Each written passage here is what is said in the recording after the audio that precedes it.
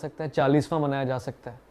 دیکھیں اگر ہم نبی صلی اللہ علیہ وسلم کی سیرت کو دیکھیں, میں نے ہمارے لیے اسٹینڈرڈ وہی ہے قرآن حدیث. وہ نہ قرآن میں کوئی چہلم کا ذکر ہے, نہ حدیث میں کسی جگہ چہلم کا ذکر ہے, صحیح ہے, نہ صحابہ کرام کے سے ہمیں کوئی ایسی روایت ملتی.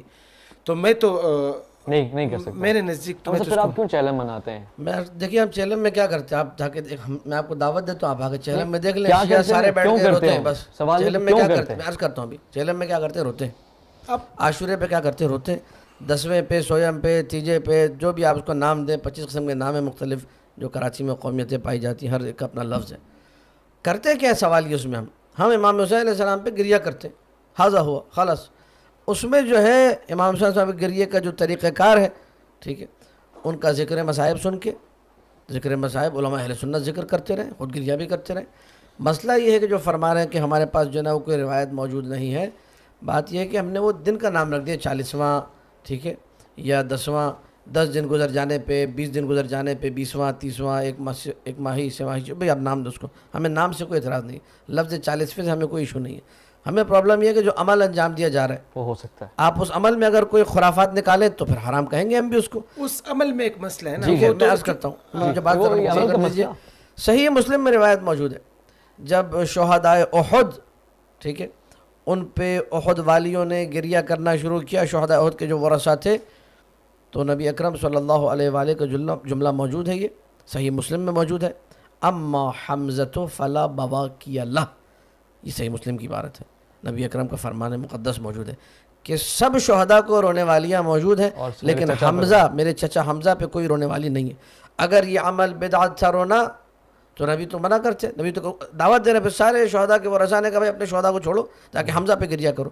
یہ تو نص گریہ پہ موجود صحیح مسلم کے اندر ہے, ہمارے پاس بھی موجود ہے. اب اسی ہم گریہ کو آپ کہیں کبھی 40ویں میں کر لیا, کبھی عاشورے پہ, ہم نبی کی سیرت پہ عمل کر رہے ہیں, نبی کی دعوت پہ ہم لوگ کر رہے ہیں. یہ جو گریہ تھا یہ کس موقع پہ تھا؟ اسی موقع پہ تھا, مطلب یہ جو گریہ ہے یہ خاص اسی موقع پر. گریہ جنگ احد سے پلٹنے کے بعد ہے, پلٹنے کے بعد نا, آن دی اسپاٹ ہے. جی ہمارے اسپاٹ نہیں ہے جی, احد نمٹ گیا, احد کے نمٹنے کے بعد واپس لوٹے, چند دنوں کے بعد کہہ لیجیے. عموماً جو پیارے نبی اس سلسلے میں پیارے نبی صلی اللہ علیہ وسلم کی ایک حدیث ہے نا, کہ کسی بھی میت پہ 3 دن سے زیادہ سوگ منانا صحیح نہیں ہے, علاوہ شوہر کے کہ اس پہ بیوی عدت کے دوران سوگ منا سکتی ہے. جی یہ ایک اصول ضابطہ ہے, صحیح. اب اسی اصول ضابطے کو دیکھتے ہوئے, مطلب ہمارا نظریہ یہ ہے بغیر کسی فرقے کو نشانہ بناتے ہوئے, اور یہ آپ کے ساتھ پچھلے دنوں ایک پروگرام میں جب سیرت عثمان رضی اللہ عنہ پہ بات ہو رہی تھی, وہاں بھی میں نے یہ بات کی کہ ہمیں کسی پہ آویزاری گریہ منانے کے بجائے ہمیں ان کے کردار کو سامنے لانا چاہیے, اور ہمیں ان کی سیرت کو عام کرنا چاہیے, اس پہ عمل کرنا چاہیے, اس پہ وہ کرنا چاہیے. اب عموماً جو اس طرح کے جو پروگرامات ہوتے ہیں وہ مین روڈز پہ ہوتے ہیں, اس سے لوگوں کو آنے جانے کی تکلیف. وہ معاشرتی مسئلہ ایک طرف ہے, مگر فقہی طور سے کیا سیدنا امام حسین آپ ہمارا سلام, آپ کو آپ کا سوگ منانا, گریہ کرنا, یاد کرنا جائز ہے, مناسب ہے؟ دیکھیں یاد کرنا اور مطلب یاد کرنا اس میں کوئی منع نہیں کر سکتا. گریہ کرنا, رونا, اس پہ دکھ کا اظہار کرنا وہ بھی نہیں, لیکن اس کے لیے ایک دن تخصیص کرنا, پھر ایک خاص شکل تخصیص کرنا. دیوبندی علماء کو روتے ہوئے دیکھا ہے امام حسین کے غم میں, میں نے خود دیکھا ہے. وہ کہہ رہے ہیں مجلس میں نہیں روتے, وہ کہہ رہے ہیں مطلب کہنے کا مقصد یہ ہے یہ مجلس ہے, ابھی ہم لوگ یہاں بیٹھے ہیں نا, یہ بھی مجلس ہے. مجلس لفظ کا معنی بیٹھا کے, وہ آپ نے معاشرتی طور پہ نام رکھ دیا کہ مجلس کو اہتمام ہو کے بڑا. امیر کائنات کے بارے میں محمد مصطفیٰ صلی اللہ علیہ وآلہ وسلم ختم مرتبت کا ارشاد موجود ہے, زینوا مجالسکم بذکر علی بن ابی طالب. اس میں تھوڑی ہے کہ تم ٹینٹ لگا کے, دنیا بلا کے, مائک لگا کے جو ہے نا کوئی ذکر کرو, وہ مجلس ہے. مجلس یعنی تم جہاں بھی بیٹھو اپنی اس بیٹھک کو متبرک کرو, ذکر علی زینت دو. کنز العمال میں موجود ہے حدیث, علی متقی ہندی جونپور نے نقل کی ہے. دیکھیں اس کے لیے یہ مطلب جس طرح جو شکل اپنائی جاتی ہے نا, میں کہتا ہوں کہ اس کی ضرورت نہیں ہے. اچھا, مطلب ہر ایک کا اپنا نظریہ ہے. اس کی وجہ یہ کہ امام حسین رضی اللہ عنہ کا جو کارنامہ ہے, کہتے کہتے رک جاتے ہیں, کیا سوچ کے حسین رضی اللہ عنہ کا صحیح بخاری میں علیہ السلام موجود ہے. اس کی وجہ کیا, آپ علیہ السلام کا آدھا کہتے ہیں پھر رکتے ہیں, پھر سوچتے ہیں, آکشیوں سے تشابہ نہ ہو جائے. نہیں, شیعہ ہمارے بھائی ہے، دوست ہے، اور جس طرح ہم لوگ رضی اللہ نہیں کہتے ہیں، حالانکہ قرآن میں ہے رضی اللہ تعالیٰ عنہ، لیکن ہم لوگ علیہ السلام کے عادی ہیں. تو خود انہوں نے دے دیا نا. اچھا، کہنے کا مقصد یہ کہ وہ ایک ایسی ہستی، مطلب ان کا ایک کردار وہ ایک دن کے ساتھ تخصیص نہیں ہے، ان کو ہمیشہ یاد کرنا چاہیے، ہمیشہ ہر دن سوگ ہونا چاہیے. نہیں، سوگ نہیں ہونا چاہیے، ان کی سیرت کو اجاگر کرنا چاہیے، اس پہ عمل کرنا چاہیے، ان کے پیغام کو اپنا وہ کرنا چاہیے. یہ ہمارا نظریہ ہے. اور انشاءاللہ میں ایک چیز سوال کرتا ہوں میں عالم اسلام کی طرف سے. ابھی ہم لوگ یہاں بیٹھے ہیں، اگر مثلاً آپ یا میں یا اویس بھائی کوئی بھی ایسے، ابھی تو محرم بھی نہیں آیا، ویسے ہی یاد کرتے ہیں سیرت امام حسین کو، اور وہ جو یزید ملعون کے جو مظالم تھے جو اس نے کربلا میں ڈھائے، امام حسین السلام پہ قتل کیا، اہل بیت علیہ السلام کو جس طرح در بدر پھرایا، اسے یاد کر کے ہماری آنکھ میں آنسو آ جاتا ہے. اس میں کوئی بدعت ہے، کوئی شرک ہے، حرام ہے؟ اور اگر اس کے ساتھ ساتھ اگر ہم یکم محرم الحرام کو سیرت حضرت عمر فاروق رضی اللہ عنہ پہ بھی کوئی پروگرام کرے، کتنے آپ میرے تو سوال کا جواب دیجیے. ہم تو آپ کاؤنٹر نہیں کریں، میرے سوال کا جواب دیں. آپ دیکھیں، میں اس کا جواب میں دوں گا. نہیں، ہم کہہ رہے کہ اس پہ آنکھوں سے آنسو جانا بری بات نہیں، بلکہ سعادت میں سمجھتے ہیں اس کو. لیکن میں کہہ رہا ہوں اس کو دن کے ساتھ خاص، یہ بہت اچھا پیغام جائے گا اس پروگرام کے تھرو. جی، ہم کہہ رہے کہ اس کو پورا سال کبھی بھی آپ امام حسین السلام کو یاد کریں. جی، آنکھوں میں آنسو، بڑی اچھی بات ہے. لیکن ساتھ میں یکم محرم الحرام کو حضرت عمر فاروق رضی اللہ عنہ کی قربانی کو بھی نہیں بولنا چاہیے. میں عرض کرتا ہوں اس کا جواب یہ ہے. اور اس میں علامہ صاحب میں ایک پیغام دوں گا، آپ اس طرح کریں، آپ حضرات کریں کہ یکم محرم الحرام کو اس پہ پروگرام کریں، اور ہمارے پروگراموں میں بھی آئے، اور ہمیں اپنے پروگراموں میں بلائیں، تاکہ یہ درمیان میں میں عرض کرتا ہوں ہماری ایک مجبوری ہے. ہماری مجبوری یہ ہے کہ عالم اسلام میں شیعہ اتنی بڑی تعداد میں ہے نہیں، ٹھیک ہے، کم تعداد میں ہے. اہل سنت اور دیوبند جتنے بھی اہل سنت کے فرقے فقہ مسالک مثلا وہ زیادہ تعداد میں ہیں. اہل بیت علیہ السلام کا ذکر سوائے ہمارے کوئی کرتا نہیں. اگر یہ چاہ رہے ہیں کہ ہم وہ بھی چھوڑ کے پھر ہم لوگ اصحاب کا ذکر شروع کر دیں تو پھر سارا عالم اسلام اصحاب کر رہا ہوگا، اہل بیت کا کوئی ذکر کرنے والا ہے نہیں. تاریخی طور پر حضرت عمر کی جو شہادت کی تاریخ وہ یکم محرم ہے نہیں، ٹھیک ہے، وہ پہلے ہے. اب یہ کس نے جو ہے نا کاؤنٹر کرنے کی وہی والی بات کہ شیعہ چلو محرم منا رہے ہیں، ہم بھی اپنے بیچ میں شروع کر دیتے سلسلہ، جس طرح ہمارے عید غدیر ہے 18 ذی الحجہ کو، ٹھیک ہے.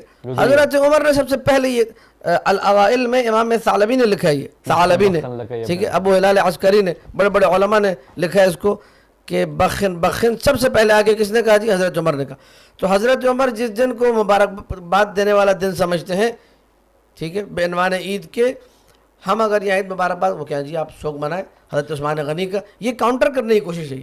جب جو ہے نا ہم شیعہ کوئی عید منائیں کہتے ہیں فلاں کا جو ہے نا آپ کچھ کر لیں، یا کوئی ہم دن رکھے اپنا دن لے آتے بیچ میں سے، یہ کاؤنٹر نہیں ہونا چاہیے. یہ کہہ رہے ہیں آپ 2.25 مہینے امام حسین کو یاد کریں، ایک دن حضرت عمر کو بھی یاد کر لیں، ایسا ہو سکتا ہے؟ شیعوں کے لیے نہیں ہو سکتا، پاسبل ہی نہیں ہے، ٹھیک ہے. اس کی وجوہات سے جو یہاں اس پروگرام میں قابل بیان نہیں ہے. ہم لوگ دیکھیں، ہم لوگ خلیفہ بلا فصل امیر المؤمنین علی ابن ابی طالب کو مانتے ہیں، اصحاب کرام جن کو یہ لوگ مانتے ہیں اور ہم ان کا احترام کرتے ہیں. اس مملکت خدا دے پاکستان میں ہر ایک کو اس کا عقیدہ رکھنے کی اجازت ہے. ہم اصحاب کرام جن کو خلفائے ثلاثہ لوگ مانتے ہیں، ہم ان کو مانتے ہی نہیں ہیں. جب مانتے ہی نہیں ہیں تو آپ تقاضا کریں، میں ان سے تقاضا کروں کہ آپ ان کو غدر کی مبارکباد دیں. کیوں نہیں دے رہے آپ؟ ان کو صحابی نہیں مانتے یا خلیفہ نہیں مانتے؟ ہم ان کو خلیفہ نہیں مانتے. خلیفہ پھر کوئی مسئلہ نہیں ہے. ہم آپ کو یہ نہیں کہتے کہ آپ خلیفہ مان لیں، ہم کہہ رہے کہ یار ایک صحابی ہے، ہمارے نزدیک تو خلیفہ ثانی ہے. واہ واہ، لیکن اچھا دیا، کہہ رہے ہیں خلیفہ کی حیثیت سے نہ مانے. جی، صحابی کی حیثیت سے پڑھنا نہیں کریں گے، انشاءاللہ مسئلے کا حل کریں گے. اب اس دیکھیں علامہ صاحب نے ایک بات کی کہ اہل بیت کی بات، ہم کہتے ہیں کہ اہل بیت کی جو سیرت ہے وہ الحمدللہ ہمارے ہاں ہوتی ہے، پروگرام ہوتی ہے اور ہم رکھیں گے. آپ ہمیں تاریخ بتائیں کہ اس تاریخ، ہم اسی تاریخ پہ تاریخ آپ بتائیں، پروگرام ہم رکھیں گے. صحیح ہوگا، آپ اپنے پروگرام میں ہمیں بلائیں، ہم آپ کے اسٹیج پہ باقاعدہ جو ہے نا وہ سیرت اہل بیت بتائیں گے انشاءاللہ، اس فخر سے بتائیں گے اور بڑے جلوہ افروز انداز میں بتائیں گے.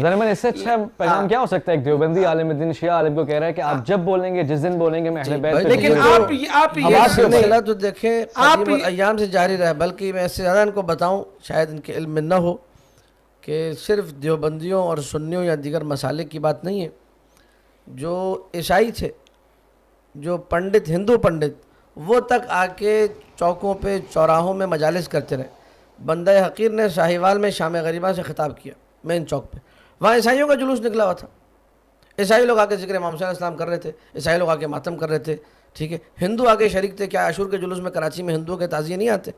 وہ لوگ جو کہ نان مسلم ہیں, ٹھیک ہے, جنہیں آپ مسلمان قرار نہیں دیتے, جنہیں آپ مسلمان نہیں سمجھتے, وہ بھی نواسۂ رسول سے اپنی عقیدت کا اظہار کرتے ہیں, ٹھیک ہے. تو یہ جو بات کر رہے ہیں کہ جی ہم آگے کریں گے, تو یہ کوئی نئی بات نہیں, تو ہمیشہ سے ہوتا رہا ہے. کہہ رہے کہ آپس میں دوریاں ختم ہو. بہت اچھا پیغام آپ نے دیا. آپس میں دوریاں ختم ہو, یہ ایک پیغام ہے میرا کہ آپ لوگ یکم محرم الحرام کو کوئی پروگرام حضرت عمر فاروق رضی اللہ عنہ کی سیرت پہ رکھے, بحیثیت صحابی رکھے, تاکہ یہ درمیان میں محبت یا یہ جس طرح آپ نے بتایا کہ ان کے صحابی ہونے کا کوئی منکر نہیں. میں عرض کرتا ہوں ایک چیز آپ کی خدمت میں, بڑی محبت کے ساتھ اور بڑے کھلے ہوئے دل کے ساتھ, اور ٹو بی ویری فرینک, اس میں نہ کوئی تقیہ ہے نہ کوئی چھپانے کی بات ہے. کھلم کھلا شیعہ ہوں, الحمدللہ پاکستان میں رہتا ہوں ڈنگے کی چوٹ پہ سینہ بڑا کر کے.